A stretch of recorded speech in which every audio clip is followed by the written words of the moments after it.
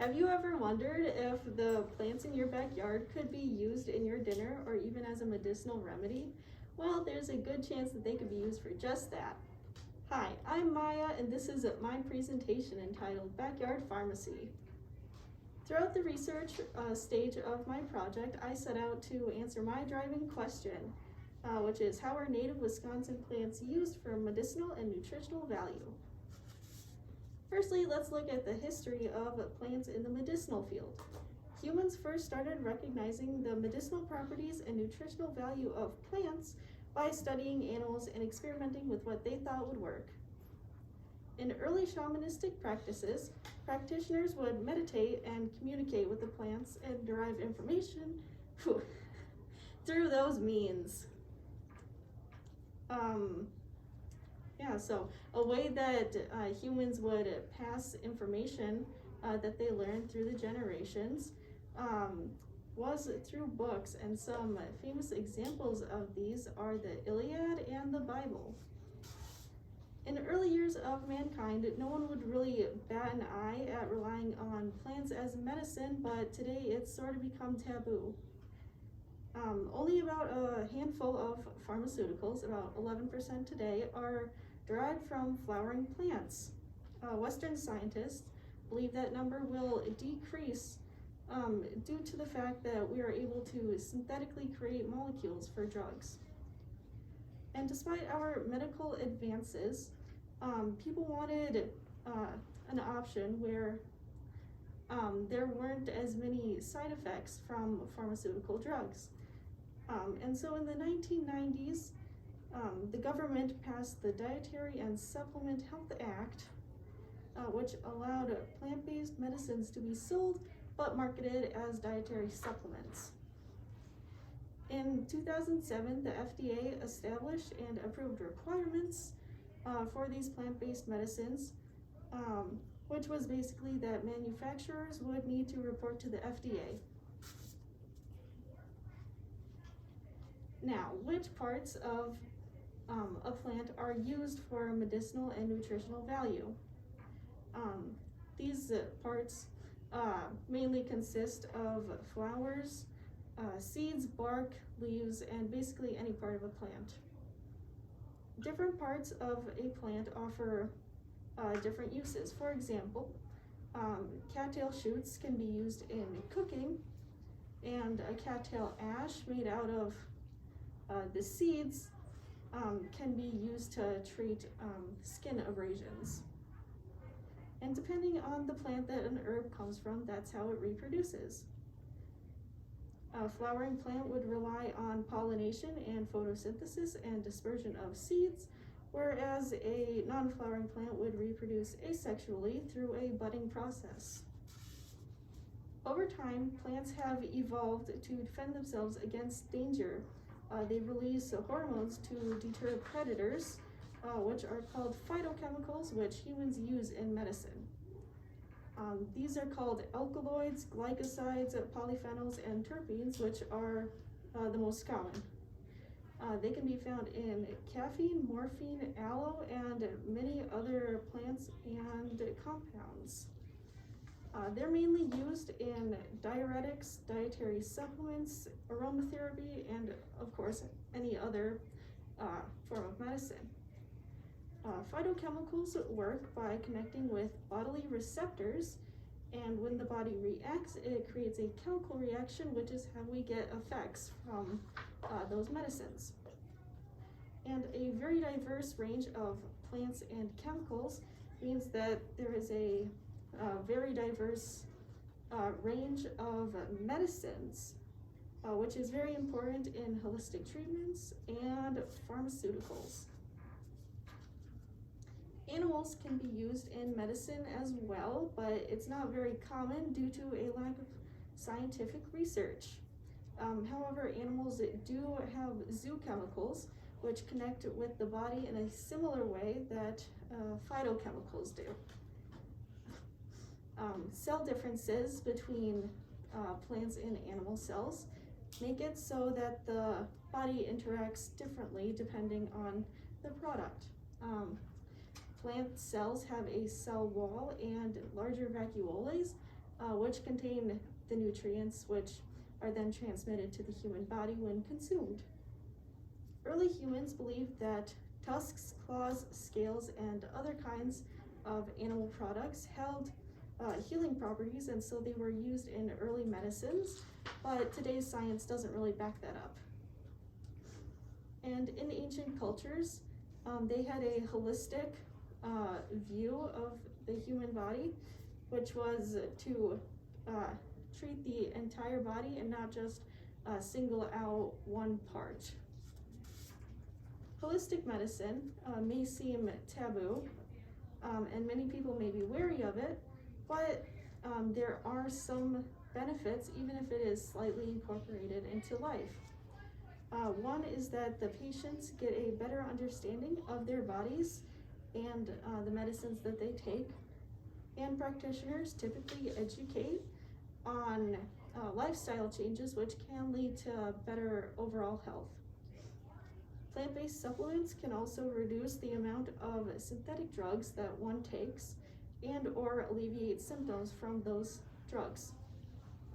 Less pharmaceuticals also potentially means less money spent on drugs, and in the long run it can save you money. And finally, holistic medicine treats the whole person and not just one single part of the body, which is good for mental health and overall physical health.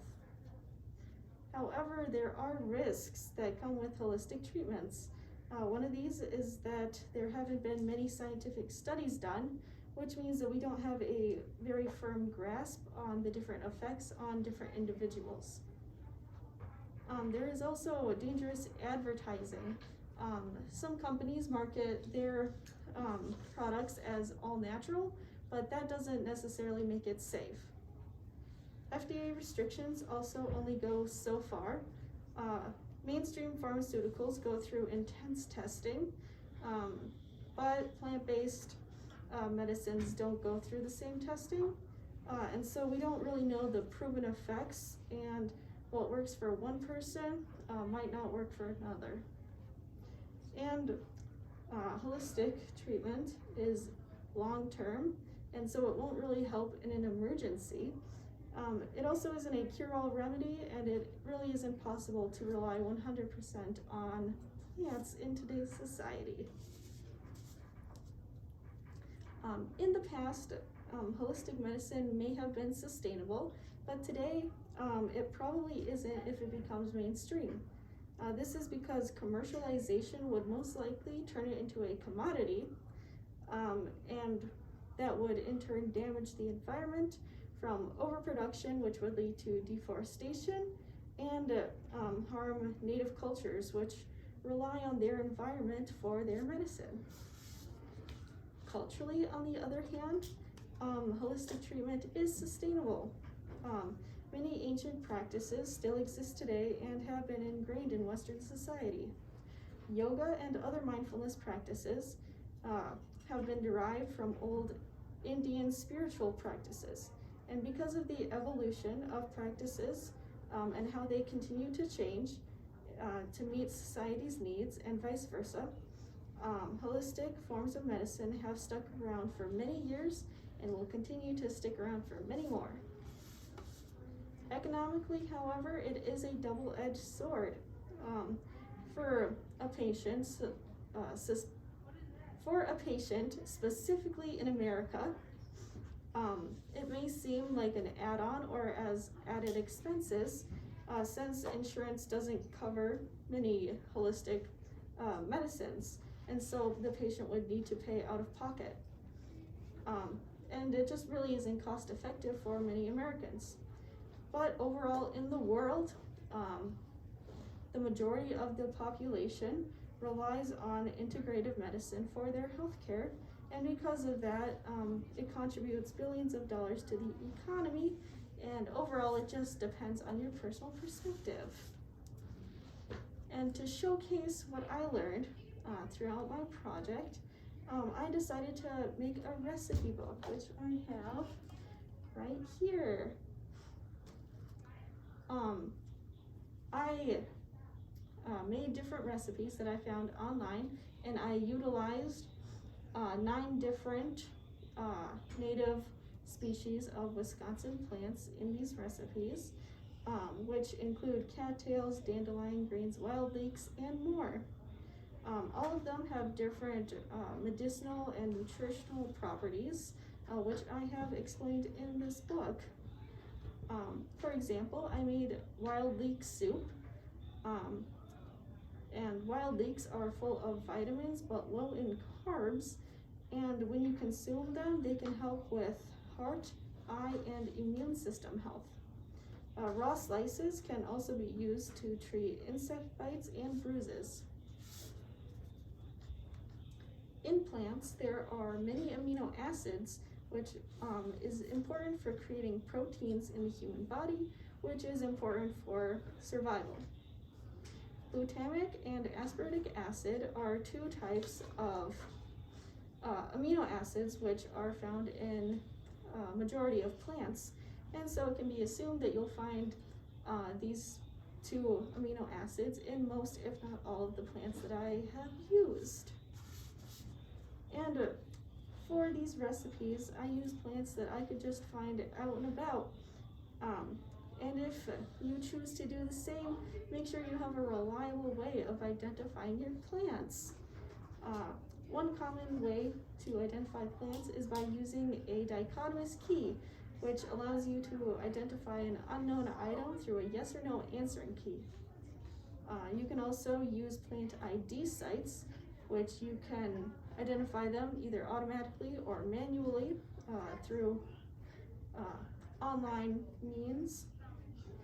And significant features are also used to determine different distinctions between species. And it's very important that you use caution while doing this because many poisonous plants look similar to the edible kinds. In conclusion, native plants can all be used to some extent to improve an individual's health through nutritional food and natural medicine. This might not be the best option for some people, whether that be physically or financially, but knowing your body and how to care for it is important for anyone to know. So this project really just opened my eyes, and it just opened up my options, and made me more conscious of the connections through the world, even if it is just through simple plants. Thank you for listening to my presentation. I have my sources listed right there.